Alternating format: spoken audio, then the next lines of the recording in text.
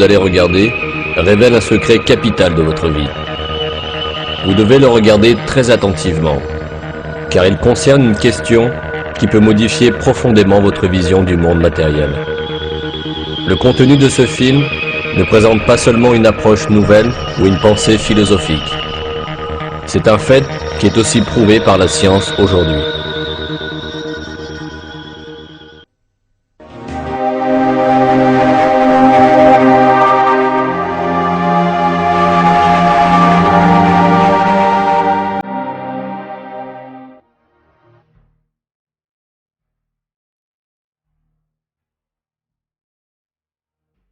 L'homme est conditionné dès le début de sa vie à considérer que le monde où il vit possède une réalité matérielle absolue.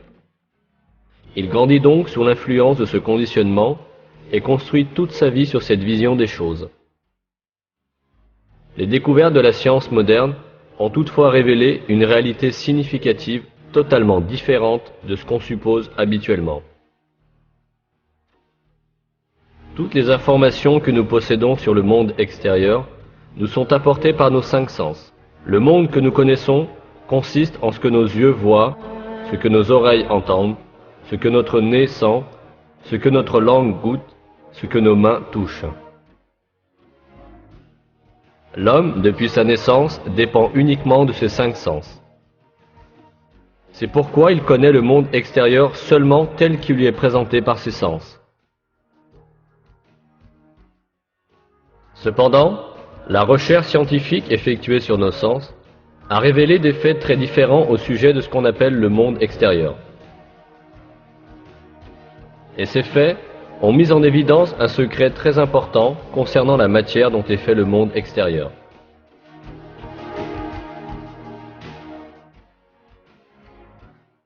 Le penseur contemporain Frédéric Vester explique le point où la science est parvenue à ce sujet. Les affirmations de certains savants avançant que l'homme est une image, toute expérience est temporaire et trompeuse, et cet univers n'est qu'une ombre, semblent être prouvées par la science de nos jours.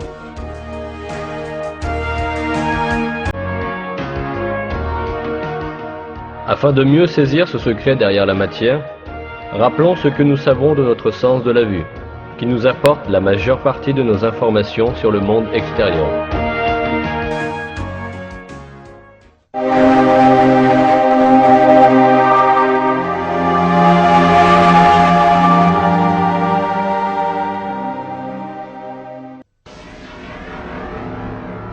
L'action de voir se réalise progressivement. Au moment de la vision, les particules de lumière, appelées photons, voyagent de l'objet jusqu'à l'œil et traversent le cristallin où ils sont réfractés pour se projeter sur la rétine à l'arrière de l'œil. Là, les rayons sont transformés en signaux électriques, puis transmis par des neurones au centre de la vision à l'arrière du cerveau.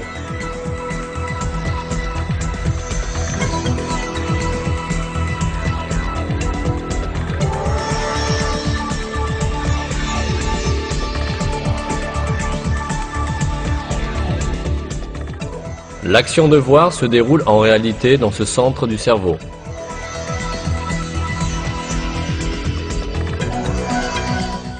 Toutes les images que nous voyons dans notre vie et tous les événements dont nous faisons l'expérience sont en réalité perçus dans ce petit endroit sombre. Que ce soit le film que vous êtes en train de regarder ou le paysage à perte de vue que vous contemplez en regardant l'horizon, tout ce que vous voyez entre en réalité dans cet espace de quelques centimètres cubes.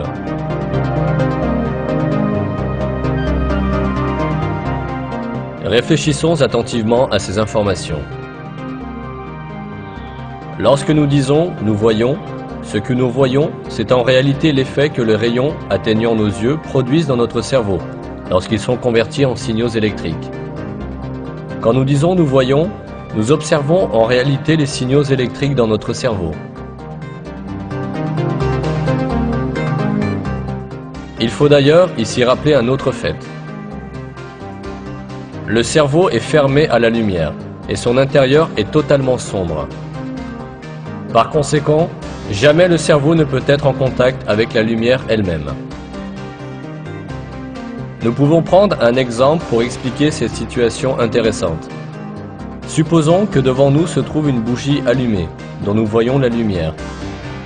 Pendant la période où nous voyons la lumière de la bougie, l'intérieur de notre crâne et notre cerveau sont dans l'obscurité totale. La lumière de la bougie n'illumine jamais notre cerveau et notre centre de vision. Nous contemplons donc un monde de couleurs et de lumière à l'intérieur de notre cerveau obscur. La même situation s'applique aux autres sens. Les sons, le toucher, les goûts et les odeurs sont tous perçus dans le cerveau sous la forme de signaux électriques. Par conséquent, durant toute notre vie, notre cerveau n'est jamais confronté à l'original de la matière existant hors de nous, mais bien plutôt à une copie électrique de cette matière formée à l'intérieur de notre cerveau. C'est là que nous tombons dans l'erreur de croire que ces copies sont des éléments de la matière réelle existant hors de nous.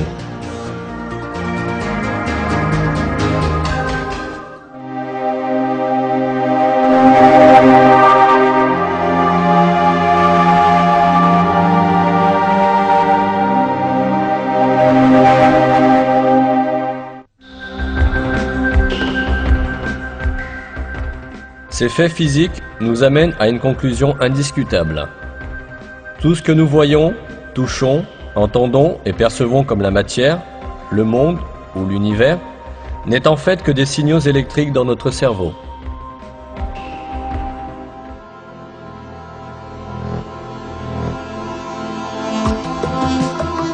Par exemple, nous voyons un oiseau dans le monde extérieur. En réalité, cet oiseau n'est pas dans le monde extérieur, mais dans notre cerveau. Les particules de lumière se reflétant de l'oiseau atteignent notre cerveau, où elles sont converties en signaux électriques. Ces signaux sont transmis par des neurones au centre de la vision dans le cerveau. L'oiseau que nous voyons est en réalité les signaux électriques à l'intérieur de notre cerveau. Si les nerfs optiques allant jusqu'au cerveau étaient déconnectés, l'image de l'oiseau disparaîtrait subitement. De la même manière, les bruits d'oiseaux que nous entendons sont aussi dans notre cerveau. Si le nerf reliant l'oreille au cerveau était déconnecté, il n'y aurait plus de son. Autrement dit, l'oiseau, dont nous voyons la forme et dont nous entendons le son, n'est rien d'autre que l'interprétation de signaux électriques par le cerveau. Un autre point qu'il faut considérer ici est la perception de la distance.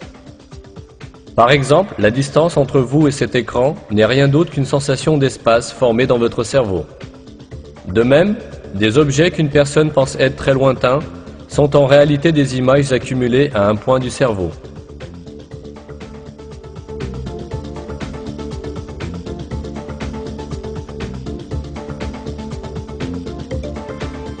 Quelqu'un qui observe les étoiles dans le ciel supposera qu'elles se trouvent à des millions d'années-lumière de lui. Or, les étoiles sont à l'intérieur de lui-même, dans le centre de la vision de son cerveau.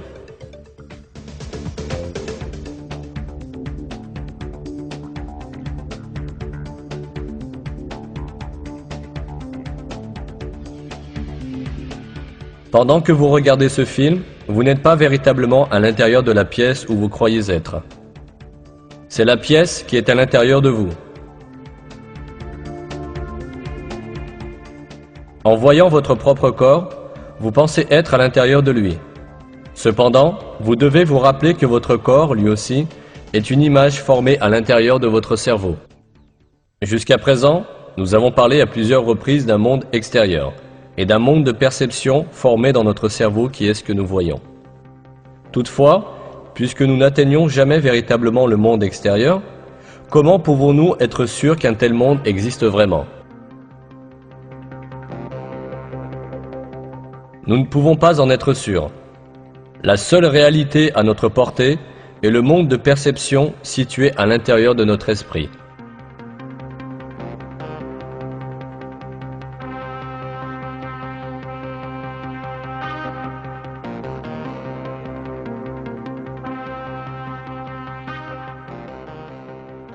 Nous croyons à l'existence des objets parce que nous les voyons et les touchons, et qu'ils sont reflétés pour nous par nos perceptions.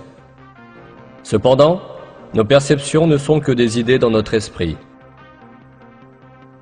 Puisque tout cela n'existe que dans l'esprit, cela signifie que nous sommes trompés par des illusions lorsque nous imaginons que l'univers et les choses ont une existence hors de notre esprit.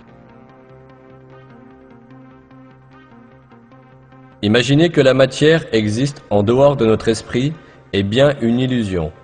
Les perceptions que nous observons pourraient provenir d'une source artificielle. On peut comprendre cela grâce à un exemple.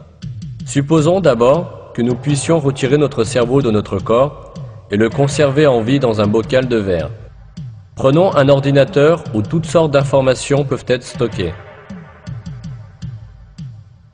Enfin, transmettons à cet ordinateur les signaux électriques de toutes les données relatives à une situation, comme l'image, le son et l'odeur. Connectons cet ordinateur par des électrodes au centre de la perception sensorielle dans le cerveau et envoyons à notre cerveau les données préenregistrées. Lorsque notre cerveau recevra ces signaux, il verra et vivra la situation à laquelle ces signaux correspondent. De cet ordinateur, nous pouvons aussi envoyer au cerveau des signaux relatifs à notre propre image. Par exemple, nous pouvons envoyer à notre cerveau les corrélats électriques des perceptions sensorielles de la vue, de l'ouïe et du toucher que nous avons lorsque nous sommes assis à un bureau. Dans cet état, notre cerveau s'imaginera comme un homme d'affaires assis à son bureau. Ce monde imaginaire se poursuivrait aussi longtemps que les stimulations continueraient de venir de l'ordinateur. Nous ne nous rendrions jamais compte que nous ne consistions qu'en un cerveau. Effectivement, nous pouvons très facilement nous tromper et croire à la réalité de perceptions qui ne correspondent à rien de matériel.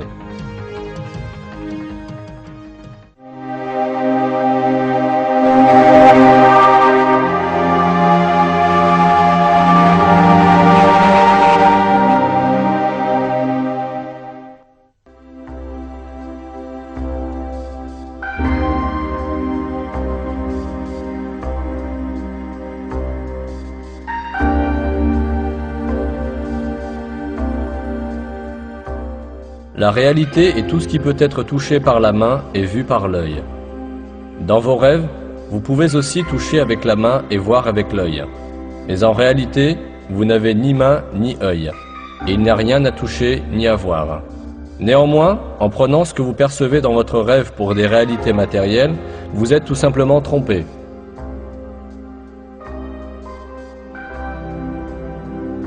Par exemple, un individu profondément endormi dans son lit peut se voir dans un monde totalement différent dans son rêve. Il peut rêver qu'il est un pilote aux commandes d'un avion géant, ou même faire de gros efforts pour diriger cet avion. En réalité, il n'aura pas fait un pas hors de son lit. Dans ses rêves, il pourra visiter d'autres lieux et rencontrer ses amis, parler avec eux, manger et boire en leur compagnie. C'est seulement lorsque le dormeur s'éveille de son rêve qu'il se rend compte que ce n'était que des perceptions. Si nous sommes capables de vivre facilement dans un monde irréel pendant nos rêves, cela peut tout aussi bien être vrai du monde où nous vivons.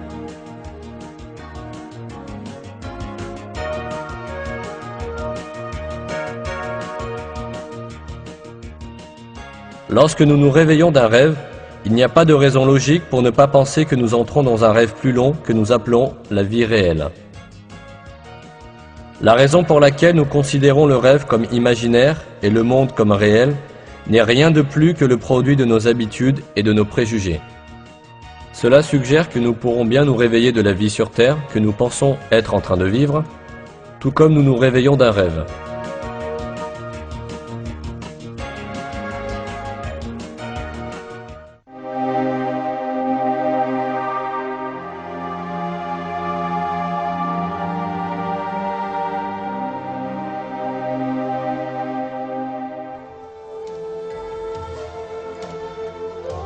Après tous ces faits physiques, se pose une question de première importance. Si tous les événements physiques que nous connaissons sont intrinsèquement des perceptions, qu'en est-il de notre cerveau?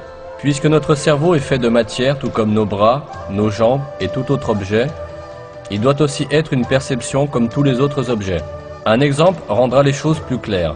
Imaginons que nous allongions les nerfs qui vont jusqu'à notre cerveau et que nous sortions notre cerveau de notre tête pour le mettre là où nous pouvons le voir avec nos yeux.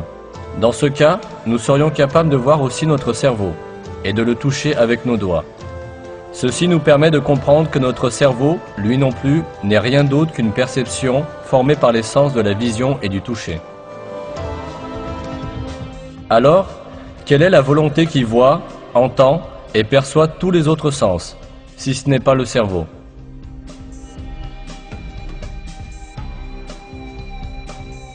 Qui est-ce qui voit, entend, touche et perçoit le goût et l'odorat? Qui est cet être qui pense, raisonne, a des sentiments et en plus dit « je suis moi ». L'un des grands penseurs de notre époque, Karl Pribram, pose aussi la même question. Depuis les Grecs, les philosophes pensent au fantôme dans la machine, au petit homme dans le petit homme, etc. Où est moi, la personne qui utilise son cerveau? Qui est-ce qui réalise l'action de connaître? Comme disait saint François d'Assise, ce que nous cherchons, c'est celui qui voit.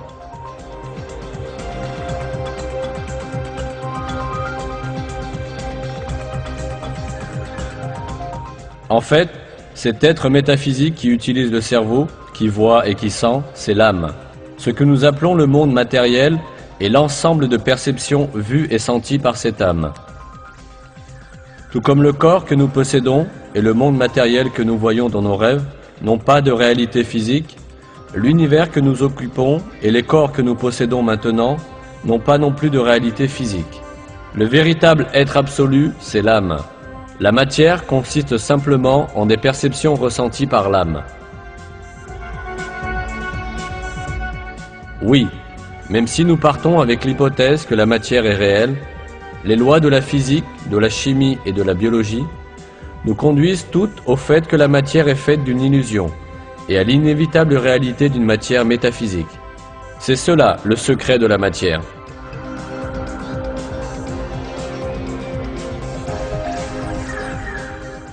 Ce fait est si clair qu'il alarme certains scientifiques matérialistes qui pensent que la matière est l'être absolu.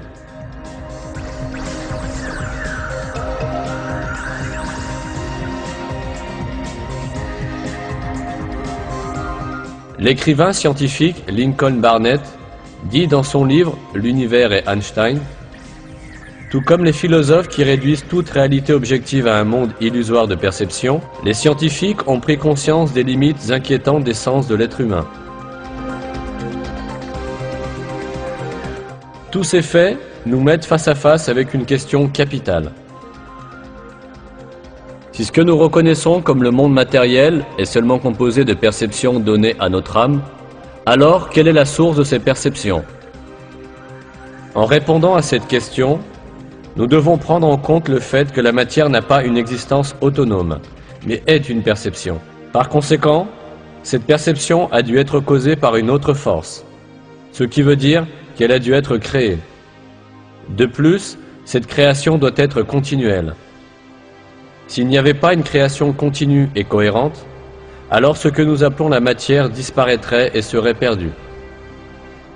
On peut comparer cela à un téléviseur où une image apparaît aussi longtemps que le signal continue à être émis. Si l'émission du signal s'arrête, l'image sur l'écran disparaîtra aussi.